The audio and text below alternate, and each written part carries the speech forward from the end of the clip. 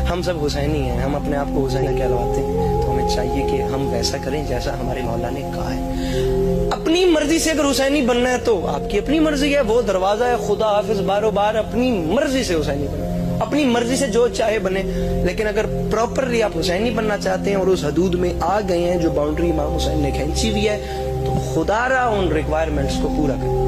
معذرت کے ساتھ میں ہر ممبر پہ بات کر رہا ہوں اور میں دوبارہ بات کر رہا ہوں، ناراض نہ ہوئیے گا، آپ لوگ بہت اچھے ہیں، لیکن امام حسین علیہ السلام کو بہت خوشی ہوگی اگر یہ ظہر کی اذان کے وقت یہ مسجد فل ہوتی۔ جتنے ماتمی یہاں خدا کی قسم بیٹھے ہیں نا، ابھی یہ باہر سارا پر ہونا ہے۔ یہ آپ دیکھیے گا، یہ عصر کی نماز کے بعد باہر مجمع اور سکرینوں کے سامنے آپ دیکھیے گا، سکرین کے سامنے کیا حالت ہوتی ہے، ماتمی بہت مجمع ہو جائے گا۔ لیکن جتنے یہ بیٹھے ہیں نا، یہ سب بھی اگر مسجد میں ہوتے تو مسجد فل ہوتی۔ یہ دیکھیے،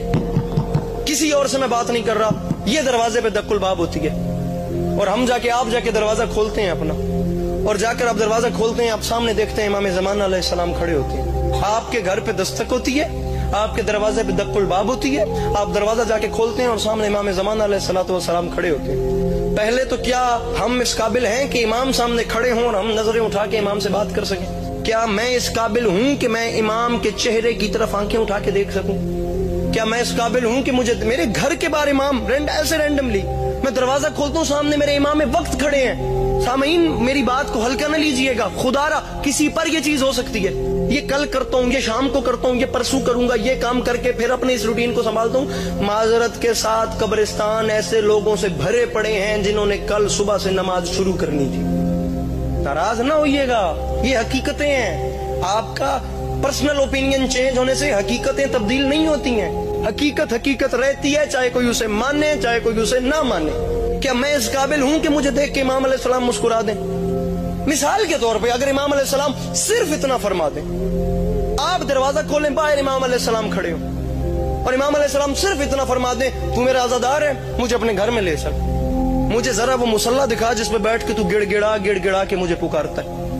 اگر امام علیہ السلام صرف اتنا فرما دیں کہ مجھے وہ قرآن دکھاؤ جس کی تم روز تلاوت کرتے ہو، مجھے وہ جگہ دکھا دو جہاں تم روز رو کے مجھے بلاتے ہو، مجھے وہ بستر دکھا دو جس پر تم روز رات سونے سے پہلے میری یاد میں ایک آنسو بہاتے ہو کہ مولا آپ کب آئیں گے۔ معذرت کے ساتھ اگر میرے امام علیہ السلام نے ایک لمحے کے لیے فرما دیا تم سے کہ اگر امام نے فرما دیا کیا رپلائی دو گے؟ اگر میرے امام وقت نے کہہ دیا تو میری رعایا ہے، اپنا موبائل میرے ہاتھ میں دے، مولا ہر چیز آپ کے سامنے، مولا میں آپ کا جانثار ہوں، مولا میں آپ کی رعایا ہوں، مولا میں آپ کا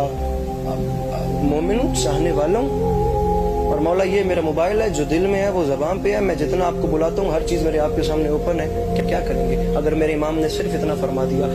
کہ مجھے اپنے کسی ایسے دوست کے ساتھ ملا، کسی ایسی کیبنٹ میں بٹھا دے جہاں 4 بیٹھ کے 24 گھنٹے میں کہیں میرا ذکر کرتے ہو، جہاں غیبت نہیں ہوتی، جہاں کسی کی ماں بہن پہ آنکھ نہیں اٹھائی جاتی، جہاں کسی شریف کی عزت پامال نہیں کی جاتی، جہاں کسی کا گلہ نہیں کیا جاتا، جہاں بیٹھ کے فقط خضوع و خشوع اور روحانیت کے ساتھ ذکر خدا ہوتا ہے۔ اگر میرے امام علیہ السلام نے صرف اتنا فرما دیا کہ تم میرا عزادار ہے، میں 24 گھنٹے کل اس وقت تک تیرے ساتھ گزارنا چاہتا ہوں، حوصلہ ہے 24 گھنٹے میں جہاں جاتے ہو،